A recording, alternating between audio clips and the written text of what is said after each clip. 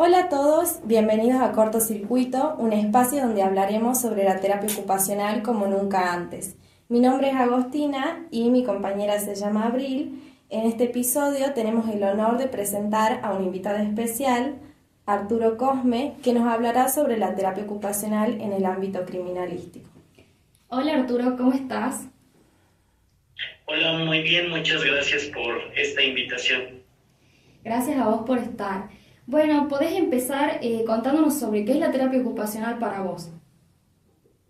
Bueno, para mí es una disciplina que pues va a permitir a las personas ser lo más independientes y que tal vez puede ser que por alguna situación, una enfermedad, una discapacidad, estas vieron, ¿sí? Involucradas sus ocupaciones y están afectadas, y por lo tanto el terapeuta pues lo que va a hacer es facilitar esa adquisición de habilidades pues para que se pueda integrar a esas ocupaciones perdidas. Bien, ¿cómo describirías tu trabajo a alguien que desconoce la terapia ocupacional? Pues generalmente hablo acerca, siempre inicio, eh, bueno, analizando la persona, ¿no? A la que le voy a explicar. Y una vez que ya tengo como las características, puede ser la edad, puede ser incluso alguien que se dedica a alguna ocupación, entonces comienzo explicando que los terapeutas ocupacionales actuamos en aquellas personas que tienen alguna enfermedad, una discapacidad o una situación que por estas circunstancias pues dejan de hacer sus ocupaciones. O están limitadas estas ocupaciones. Empiezo a explicar qué son las ocupaciones, cómo las desarrollamos en nuestro día a día, qué tan significativas son para nosotros, para que pues estas personas analicen, ¿no?, el significado que tiene el simple hecho de hacer actividades básicas de la vida diaria. Y de ahí voy encaminándome a la ocupación que ellos tienen, tal vez el trabajo, la escuela, y comienzo a explicar qué pasaría, por ejemplo, si hay una discapacidad, ¿no? En este momento, ¿qué nos limitaría? Y entonces, pues ellos comienzan a analizar, ¿sí? De todas esas ocupaciones que les mencioné, ¿qué se les dificultaría? O, por ejemplo, hablar de una persona mayor, mencionarles, ¿no?, qué se empieza a afectar. Y entonces, ¿cómo los terapeutas ocupacionales, a través de actividades, a través de la rehabilitación y habilitación, podemos mantener, mejorar o alcanzar esta máxima independencia que nos va a permitir desarrollar las ocupaciones, integrarnos, entre otras cosas? Entonces, así es generalmente es como explico nuestra profesión. Bien, y también te queríamos preguntar cuáles son los retos con los que te encontrás vos todos los días en tu trabajo, o sea, en tu ámbito de criminalística. ¿Cuáles son los retos más importantes? El principal reto es que conozcan a la terapia ocupacional. Si aún tenemos dificultades en el área de disfunción física, en el área de salud mental, más aún en este ámbito, ¿no? En donde generalmente acá en México pues se escucha de la terapia ocupacional como parte de una profesión que ayuda a los niños del Teletón. Aquí es como se presenta. Entonces, cuando yo hablo acerca de la terapia ocupacional a criminólogos, criminalistas, licenciados en Derecho, psicólogos forenses, toda esta área de las ciencias forenses, pues sí se interrogan, ¿no? Así de qué es la terapia ocupacional y cómo puede actuar. ¿Por qué? Porque no tienen hay un desconocimiento de la profesión, más aparte hay un desconocimiento de qué se podría hacer en ese ámbito, ¿no?, que es las ciencias forenses. Bueno, ensamblado a esta pregunta era qué son las ciencias forenses y cómo se relaciona con la terapia ocupacional. Bueno, las ciencias forenses van a ser un conjunto de disciplinas.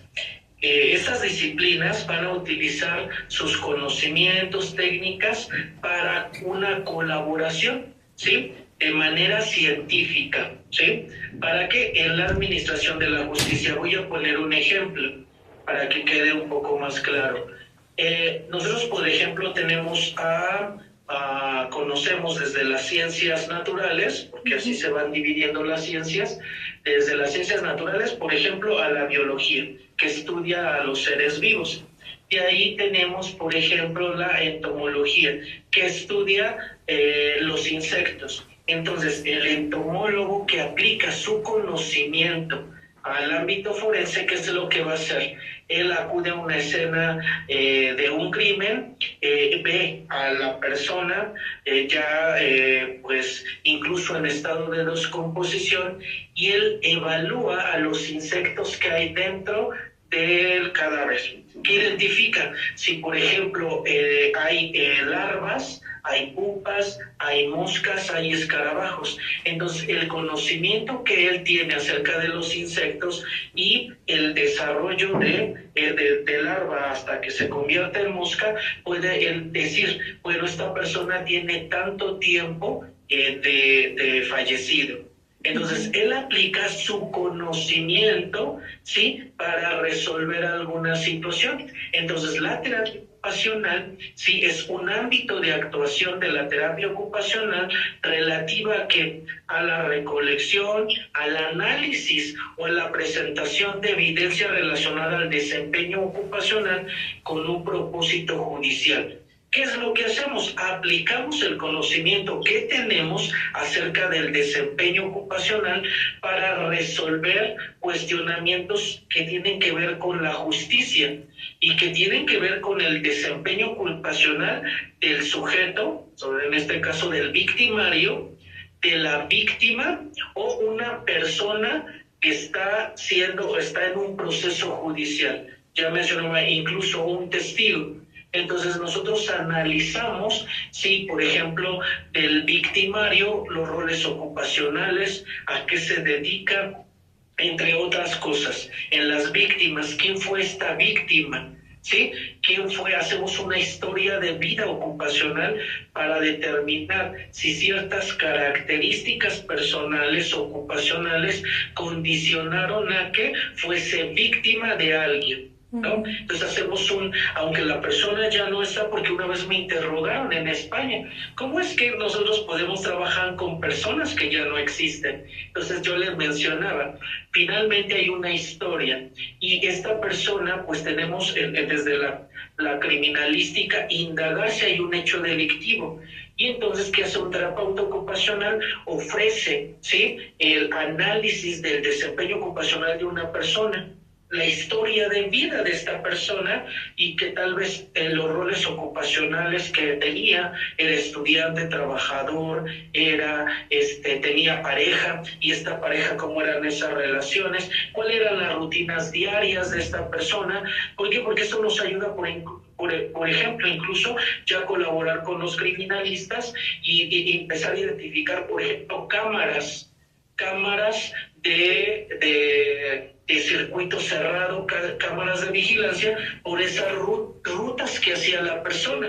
Pero para ello necesitamos conocer esos patrones de desempeño ocupacional, sus hábitos, roles, rutinas y rituales, que pueden ser, en este caso, favorece a la investigación criminal, y por lo tanto nos da a un siguiente paso, que es la perfilación criminal, que consiste en el análisis de la conducta criminal en una escena para determinar quién es el presunto agresor a partir de esos hechos y estas investigaciones. ¿Hay algo en particular que te ha inspirado a seguir esta rama de la terapia ocupacional, o sea, justamente la criminalística, que es una rama que no se conoce y mucho menos se tiene en cuenta al terapeuta ocupacional ahí?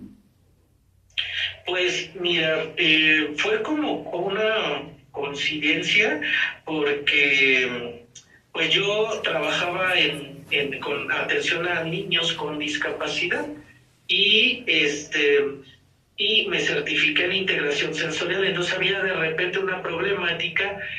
Yo quería entender y comprender cuál era la causa, si realmente el niño tenía problemas conductuales o estas manifestaciones conductuales que presentaba por un mal procesamiento sensorial o realmente era una conducta. Entonces decidí estudiar mi magíster en psicoterapia infantil para entender la conducta. Pero dentro de este proceso, mi tutora era psicóloga forense y no me llevó hacia la conducta, sí, a la psicopatología infantil, pero yo empecé a comprenderla desde esta estructura social, desde estas problemáticas sociales, y ella me decía, a ver, tú como terapeuta ocupacional, ¿qué podrías hacer en estos procesos? Y yo me ponía a pensar y a analizar y me ponía a leer mucho acerca de nuestras bases conceptuales y cómo hacer esa transferencia de conocimiento hacia una comprensión de la ocupación, de las necesidades ocupacionales y de las ocupaciones que pueden lesionar, enfermar o que incluso son negativas para algunas personas, ¿sí? Entonces, eso me motivó. Bueno, incluso yo, cuando me enteré de que había un campo de la terapia ocupacional en criminalística, yo tampoco entendía qué era lo que hacía el terapeuta. Bueno, pasando a la siguiente pregunta, ¿cómo ayuda la terapia ocupacional en el área legal para saber qué es lo que sucede en ciertas circunstancias? ¿Puede darnos algún ejemplo? Sí, generalmente el terapeuta ocupacional actúa en dos aspectos desde las ciencias forenses. Es así que nuestro nombre, por ejemplo, dentro de donde yo colaboro, me denominan terapeuta ocupacional forense. Uh-huh. Entonces, ¿por qué? Porque el conocimiento ya mencionaba que se aplica a este entendimiento, ¿no?, de un hecho delictivo. Entonces, ¿qué es lo que aporta la terapia ocupacional? Dos fases. La primera es en la investigación criminal. Ya mencionaba, ¿no?, analizando a la víctima y al victimario para hacer un perfil victimológico ocupacional se llama autopsia ocupacional, así se denomina el concepto, ¿sí? Porque estamos haciendo, a veces tenemos esa dificultad en algunos países de autopsia, pero acá todavía se maneja y se le llama una autopsia ocupacional, en este caso, analizar la historia de vida. Eso ahí aportaríamos. Otro en el victimario, o sea, en la persona que comete ese delito. A partir de, ¿por qué? Porque en ocasiones nosotros acá en México nos enfrentamos a muchas problemáticas. El victimario puede ser un homicida, feminicida, ¿sí? O una persona con unas psicopatías, que finalmente puede dejar una firma y puede, a través de la investigación criminal y a través de todos estos análisis que hacemos en el cuerpo de la persona, en la firma que deja en este caso el victimario, nos permite analizar este comportamiento, ¿sí?, de la persona que comete el delito y de la víctima. Entonces ahí actuaría un terapeuta en el proceso de investigación, ¿sí?, analizando el desempeño ocupacional del victimario y de la víctima. Uh-huh. ¿Sí? Otro aspecto que también trabajamos es en la segunda parte, que es cuando la persona que ya ha sido identificada como el presunto, ¿sí?, agresor de la víctima, va a desarrollar, o en este caso va a pasar por un proceso judicial, una sentencia, un proceso, en donde los peritos, y ahí el terapeuta ocupacional es de suma importancia, porque entonces ya analiza. En la primera parte investiga quién fue. Uh-huh. Ya que es capturado, entonces nos toca analizar a esta persona desde la tríada ocupacional. ¿Quién es esta persona? ¿Qué ocupaciones realizaba y dónde la realizaba? ¿Por qué? Porque te puedes encontrar a personas que pertenecen al crimen organizado y que su ocupación es una ocupación destructiva. Él se siente identificado con esa ocupación. Entonces tenemos que hacer ese análisis. Pero puede ser que esta persona, en defensa, ¿sí?, de que pues me iban a atacar, yo agarré algo y le pegué y pues lo maté. Es diferente a alguien que comete un homicidio. Entonces el terapeuta ocupacional tiene que entrevistar a la persona. ¿Qué hacemos? Un informe pericial, que es un instrumento en este proceso judicial para detectar elementos probatorios que tienen que ver con el desempeño ocupacional y que está relacionado a la salud mental del individuo que está en este proceso legal. Ese es como lo que el terapeuta ocupacional aporta. ¿Por qué es importante en esta parte intermedia del proceso judicial? Porque depende de toda la evidencia que dan los psicólogos forenses, los psiquiatras forenses, los terapeutas ocupacionales forenses y la policía de investigación que vincula a una persona a un hecho delictivo. Dice, esta es, y va a tener una sentencia de 30 años. Ahora, ya conocimos el crimen, ya conocimos a la persona que comete este hecho y quién es esta persona desde la terapia ocupacional. Así como ustedes hacen un perfil ocupacional para conocer a una persona y lograr su integración, su inclusión y su proceso de rehabilitación o habilitación, así hacemos de una persona que comete un hecho delictivo. A partir de ello pasamos a una tercera etapa, que es la terapia ocupacional dentro de los centros penitenciarios. Conociendo esta historia, esta problemática, este análisis, nos va a permitir desarrollar un plan penitenciario y ahí se le denomina un criminodiagnóstico ocupacional. Analizamos la conducta criminal, cómo fue estructurada, si fue realmente una persona que se construyó ocupacionalmente, si fue algo, un interés, si fue una situación ajena a él que lo construyeron, ¿sí?, en esa ocupación. Porque a partir de eso, nosotros dentro del sistema penitenciario vamos a dar un tratamiento específico acorde a este proceso de investigación criminal. Es así como el terapeuta actuaría en estas tres fases. Bien. Y también es como vos nos comentaste al principio, que también se puede realizar este análisis de desempeño a una persona que ya no está, ¿verdad?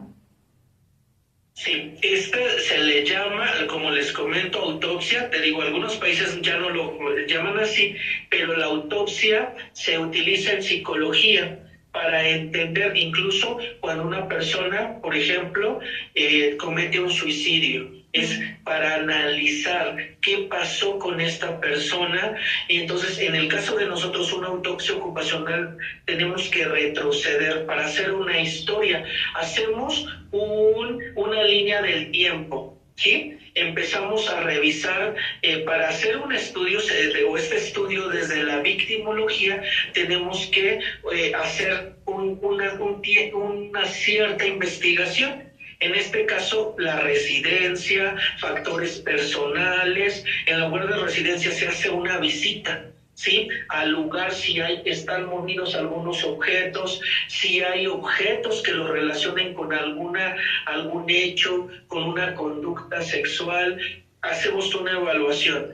Si la persona, por ejemplo, le decimos, ¿a qué se dedicaba? Es que era estudiante. Entonces analizamos su trayectoria de estudiante, entrevistamos a los amigos, a los familiares, a todas estas relaciones sociales que tenía la persona, relaciones personales que tenía con alguna pareja sentimental, porque toda esta información, el conocer quién fue, ¿sí?, nos da mucha información para poder indagar en quién fue su victimario, toda esta historia de vida, ¿sí?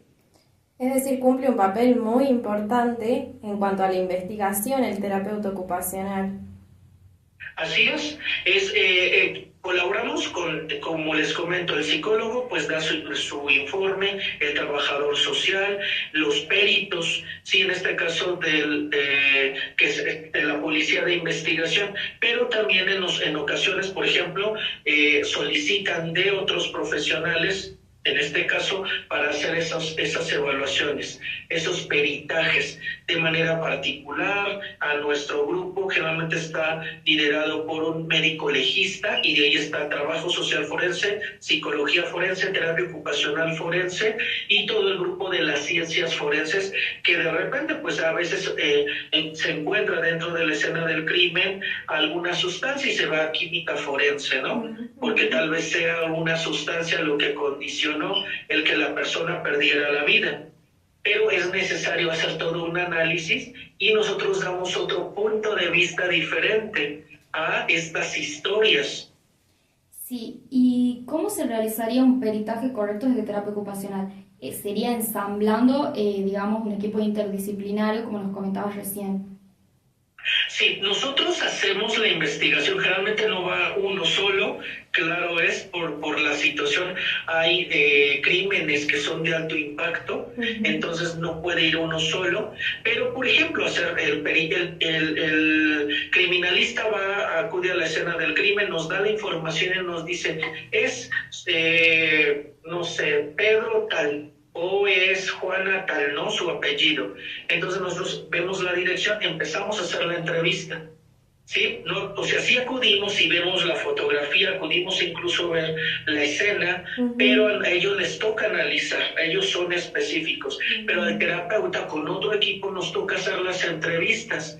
Vamos a la escuela, entonces yo en ocasiones me pregunto, bueno, tengo que hacer una visita a la escuela, al trabajo, y en el trabajo comienzo a preguntar, oye, ¿tú conocías a esta persona? ¿Sabes quiénes eran sus mejores amigos? ¿Sabes si tenía problemas con alguna persona dentro de la escuela? Y en esa investigación nos pueden decir los amigos, mire, sí, había un chico que la acosaba por teléfono.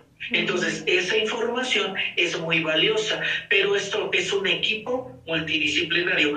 En esta entrevista al terapeuta, no es que se nos ocurra, pero a los terapeutas ocupacionales, como hemos evaluado minuciosamente, hemos hecho análisis de la ocupación y de la actividad, pues somos más exhaustivos en pequeños detalles.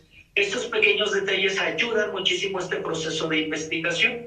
¿Cuál sería la diferencia entre criminalística y criminología? Mira, la criminalística, ¿sí?, es una disciplina que se va a ocupar fundamentalmente de determinar si existe o no un hecho delictivo. Quién lo cometió, cómo lo cometió y qué tanto participó. Son aquellos que directamente acuden a buscar la evidencia, ¿sí? Su participación es aportar todos estos elementos científicos. ¿Para qué? Para dar esta información. Y la criminología es una ciencia, bueno, que se conforma de múltiples disciplinas y que se encarga de analizar el delito, al delincuente y el acto. Uno se dedica, la criminalística, al hecho, y la otra, la criminología, a la persona. ¿Y cómo se siente usted trabajando en este ámbito y cómo fue su proceso? Bueno, ahorita ya es muy práctico, sí, ya no es difícil, porque pues ya pertenecemos incluso como terapeuta tenemos integrado o pertenecemos al Colegio de Especialistas en Criminología Penitenciaria. Terapia ocupacional tiene a nivel nacional dentro de este colegio, en México, un aporte importante, ¿sí?, para la criminología. Ha costado bastante, no todos nos conocen en algunas situaciones, en algunos estados o provincias. Somos muy pocos, realmente terapeutas certificados somos 5 en criminología, ¿sí? Y forenses solamente somos, en mi caso soy el único terapeuta forense. Mis colegas aportan desde su área, como es la neuropsicología. Tenemos colegas que son teos y neuropsicólogos, teos en magíster en adicciones, y ellos aportan porque también acuden con nosotros, pero sus abordajes son diferentes.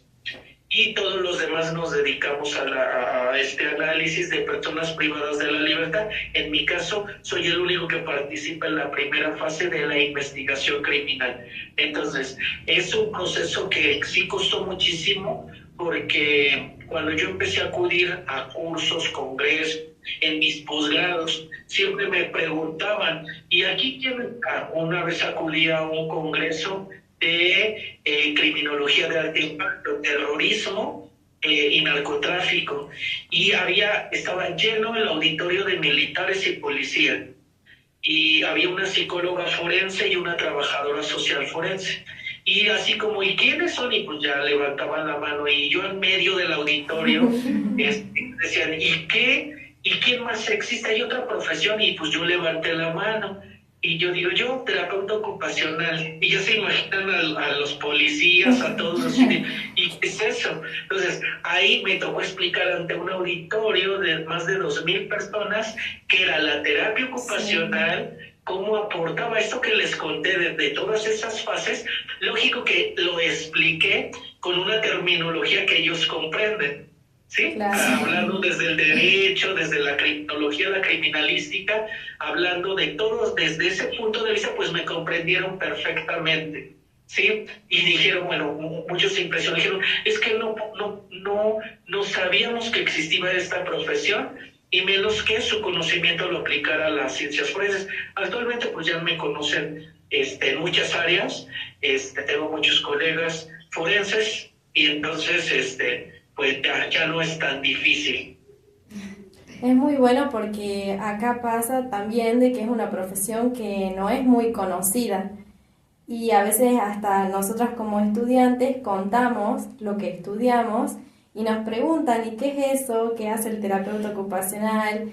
Ahí se desconoce mucho lo que es la profesión. Es mucho de lo primero que piensan, es el que juega con los niños, y ese tipo de comentarios que no nos suman. ¿Nos contarías algún caso que te haya marcado? Les voy a contar una experiencia que me marcó muchísimo y que hizo que tomara la decisión de ser terapeuta forense, ocupacional forense. Yo llegué al sistema penitenciario, me mandaron a hacer el proceso de entrevista. Unos 2 chicos estaban siendo procesados por homicidio, multihomicidio. Yo llegué con el médico legista, con el psicólogo forense, empezaron a hacer pues todas las pruebas periciales, la evaluación, todo ello. Entonces yo comencé a conocer su historia porque tenía que desarrollar su plan penitenciario. Entonces yo comencé a preguntar a qué se dedicaban. Ellos me comentaron que a los 9 años ellos habían huido con su madre de un lugar por todos estos problemas de delincuencia. Su madre huía de víctima de violencia intrafamiliar, que incluso los chicos pues mencionaron que incluso en una ocasión su padre iba a matar a su madre. Entonces su mamá decide salir de ese lugar y llega a mi ciudad, o sea, a donde nosotros estamos, a la ciudad de Toluca. Entonces allí ellos comenzaron su vida, su mamá le prestaron un pequeño cuarto y empezaron ella a trabajar. Los chicos trabajaban, estudiaban, y así fue su desarrollo. Con el recurso poco a poco pues fueron teniendo una vivienda mejor, comprándose muebles, etc. No me hablaron de ese proceso, de que estudiaron la primaria, la secundaria y entraron a la licenciatura, estudiaron una carrera. Durante este proceso, su madre se enferma de cáncer y necesita un tratamiento que en el hospital, al ella ser trabajador, no se cuenta en el hospital público con ese tratamiento. Entonces les comentan que necesitan acudir a un particular. Ellos acuden y les dan una fuertísima cantidad de dinero que ellos no tenían.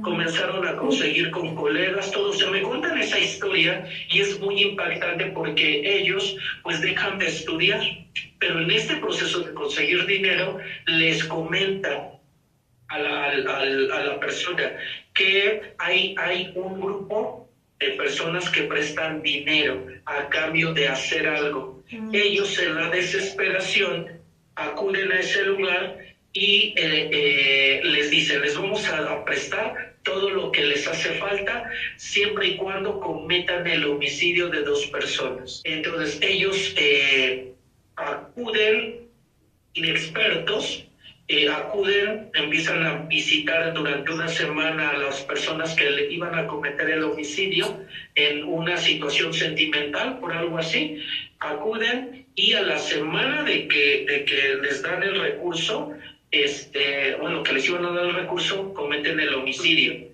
Ellos, pues, al ser inexpertos, dejan mucha evidencia, son detenidos y procesados, los vinculan y están en ese proceso. Entonces, esta historia de vida, y yo les pregunté cuál era su objetivo. Dicen, pues aquí vamos a estar 30 años, pero queremos continuar formándonos. Nosotros tenemos dentro de la universidad un programa para las personas que están allí, pero algo que les disminuye la sentencia son las actividades dentro del penitenciario. Entonces, para que ellos pudieran acceder a la industria penitenciaria, era necesario que acudieran a terapia ocupacional, para que el terapeuta diese la batuta a que ellos podían participar en eso. Les podía reducir la mitad, o sea, 15 años. Entonces ellos me comentan, mire, es nuestro deseo, no era nuestra intención ver esta situación. En este proceso de que ellos son encarcelados y procesados, su mamá muere, ¿sí? Porque no recibió el tratamiento. Entonces ellos me dicen, mira, pues por mi mamá queremos aquí rehabilitarnos, queremos, o sea, ellos todos. Yo comienzo a trabajar con ellos, hago las evaluaciones y hago el dictamen. Con ese dictamen ellos entran a la industria penitenciaria. Ellos me agradecen, yo me sentí, fue uno de mis primeros casos, pues muy bien, pero fui a dejar ese expediente, me dice el médico, porque nosotros estamos en el área médica, ve a dejarlo porque es un proceso que va a integrarse a su expediente a archivo. Ya subí a archivo, pedí el expediente y esta fue mi sorpresa. Un año antes, chicas, antes de esta situación, 2 de mis tíos habían fallecido por homicidio, una tía y un tío. Y al abrir el expediente era de ellos eran los que habían cometido el homicidio. Entonces para mí fue muy impactante el ver, yo cuando llegué pues ya el Ministerio Público había colocado el acordonamiento, yo ya no vi a mis familiares hasta el ataúd, pero ahí vi todo, las imágenes de las balas, todo.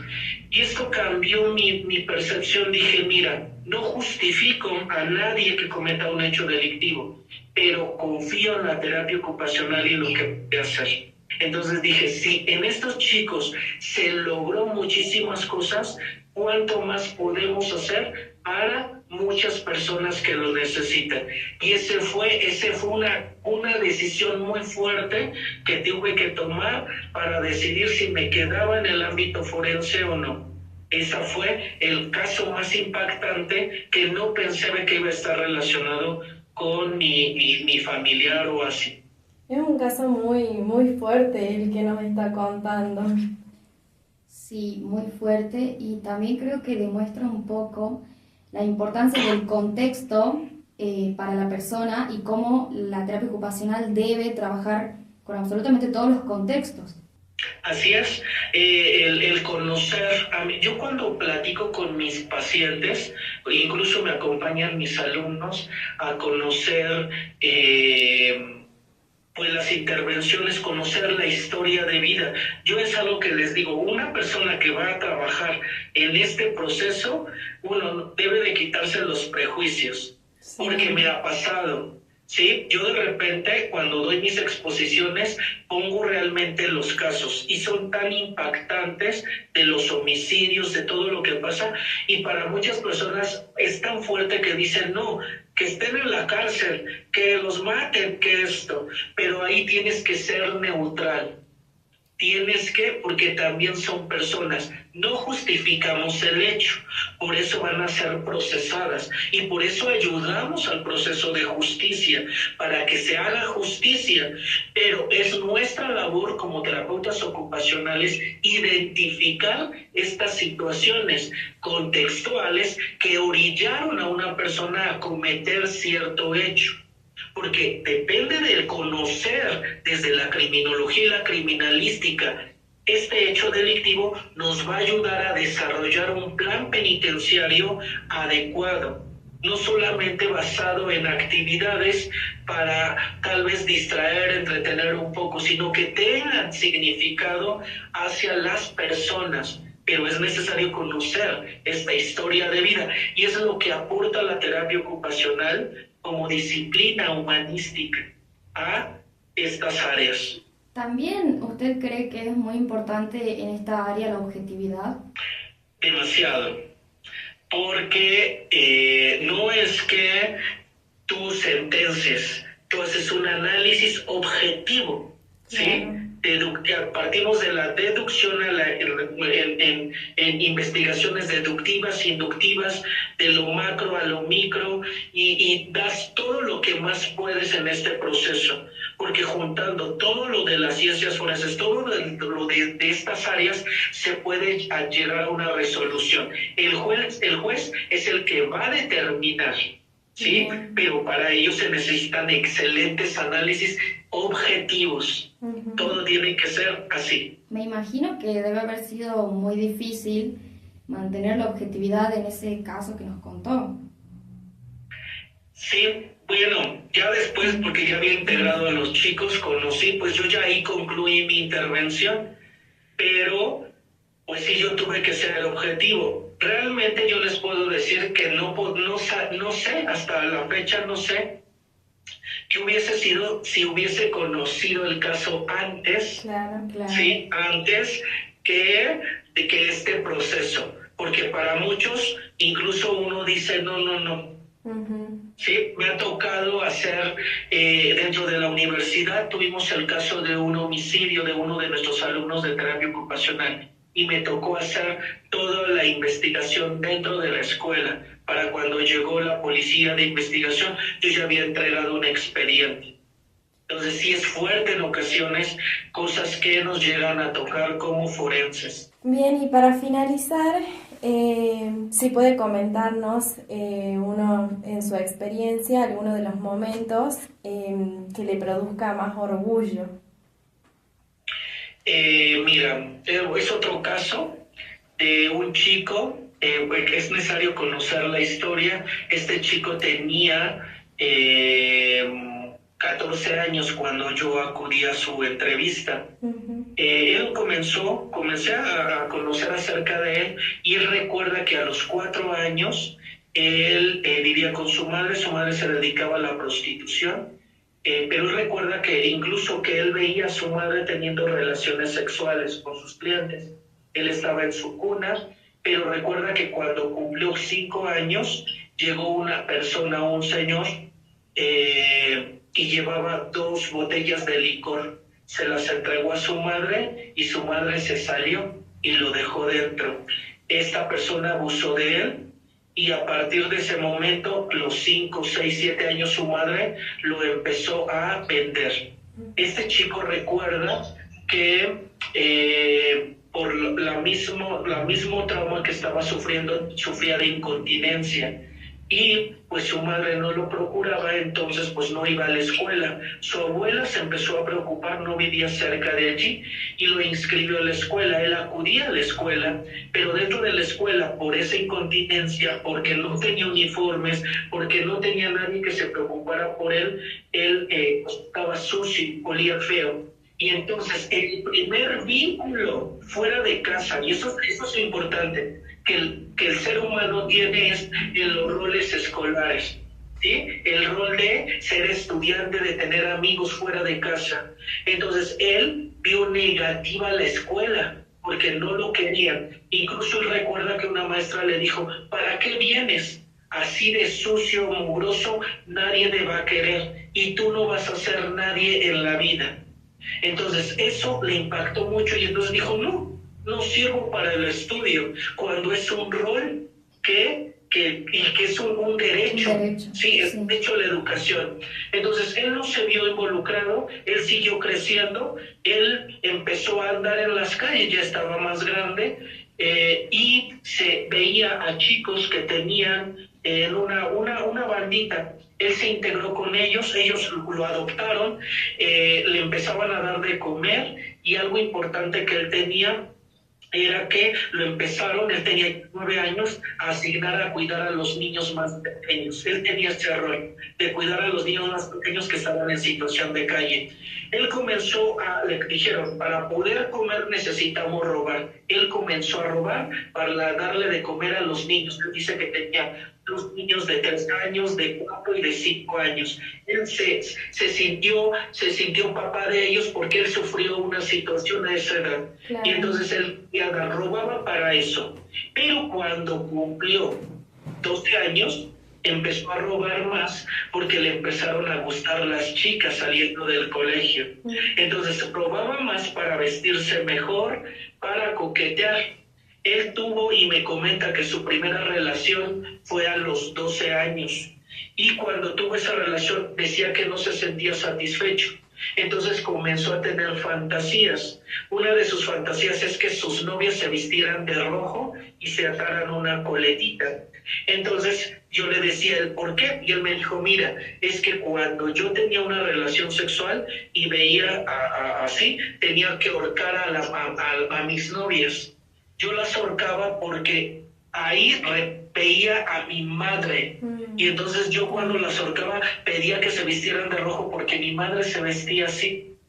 Y cuando yo tenía esa relación lograba tener, ¿sí? mi relación sexual adecuadamente, pero cuando me percataba ya había matado a mi novia. Y así lo hizo con 5 novias. Como pues no era experto, dejaba firma, huellas, y fue a los 14 años encarcelado por feminicidios.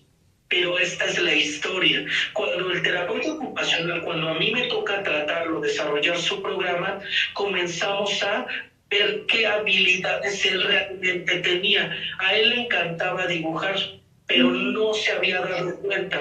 Empezamos a trabajar, a empoderarlo, y todos le decían, wow, qué bonito dibuja. Comenzamos a validar sus capacidades, lo empezamos a empoderar y trabajamos con un modelo de ocupación humana que lo fue la causalidad personal. Entonces fue él adquiriendo habilidades e intereses, y cuando nosotros logramos que él cumpliera 17 años, logró terminar la primaria, la secundaria y la preparatoria. Él, por los homicidios, generalmente en menores infractores son 5 años, y cuando él salió, él entró a estudiar. Él estudia psicología, y hace 2 años lo volví a ver, fue a la oficina y me fue a presentar a su esposa y a su hijo. Y me dijo, agradezco a la terapia ocupacional porque cambió mi futuro, porque le dio una nueva esperanza y le dio un camino a mi vida. Porque desarrollamos un plan de vida y él agradece mucho. Y eso, por ejemplo, es algo que para mí es satisfactorio. Muchos, porque créanme, son muchos casos que yo he visto de cómo impacta la terapia ocupacional, pero como se los expliqué, analizando bien la historia de vida ocupacional, podemos entender y comprender, y entonces habilitar, capacitar, empoderar, y finalmente que la persona tenga el sentido de vida. La verdad, muy lindas palabras, la devolución de este chico, porque ahí se ve la importancia, el impacto, como dice usted, que tiene la terapia ocupacional en las otras personas también. Yo creo que la terapia ocupacional, como escuché a una TO, que dice que la terapia ocupacional se vive en la vida misma, y la verdad que no puede estar más en lo cierto. Yo no sé si porque estudiamos, pero siento que vemos terapia ocupacional en todos lados, y más con estos casos que son fuertes, la verdad muy fuertes de escucharlo, y me imagino la persona que le tocó vivir, pero ver el progreso y que gracias a la terapia ocupacional logró lo que es hoy, y tal vez rehabilitarse y tener una esposa, una familia, es muy impresionante y hace que amemos mucho más esta carrera. Así es. Y bueno, ya sería como última pregunta, ¿dónde se formó, dónde se puede formar el terapia ocupacional en este ámbito? Nosotros acá en México tenemos algo que me he encontrado cuando he visitado los países de Centroamérica y Sudamérica, es que a veces no le permiten al terapeuta formarse. Uh-huh. Sí, hay a veces las escuelas de criminología, criminalística, dicen, tu perfil es no, eres terapeuta ocupacional, no. Pero acá la ventaja es que pues me impulsó mi colega, mi maestra, la psicóloga forense, a estudiar. Aquí en México sí se puede. Uh-huh. Los terapeutas ocupacionales sí tenemos acceso a la maestría en criminología, criminalística e investigación criminal. También tenemos acceso a la maestría en ciencias de la conducta criminal.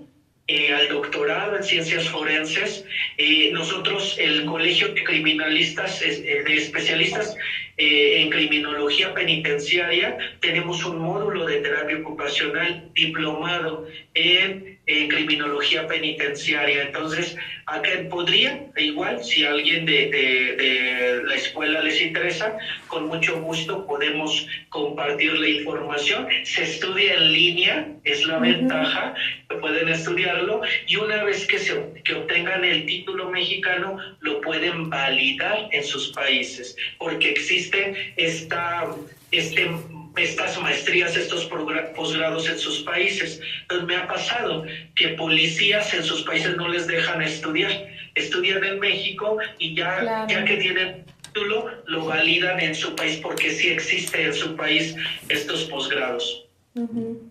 Claro, o sea, podemos estudiar desde Argentina en la Universidad de México y validarlo para poder ejercer acá en nuestro país. Así es. Bueno, Arturo, muchísimas gracias por participar y por ayudarnos a visibilizar mucho más nuestra profesión. Gracias por compartir también tus casos y tus procesos personales. Así que bueno, eso sería todo. Gracias. Muchas gracias, un placer que haya compartido su conocimiento con nosotras. Gracias igualmente a todos ustedes y con mucho gusto lo que necesiten. Les envío un cordial saludo desde México. Gracias. Gracias también a los que se quedaron hasta el final. Esperamos que les haya gustado y que lo hayan disfrutado tanto como nosotros. Los esperamos en el próximo episodio de Cortocircuito.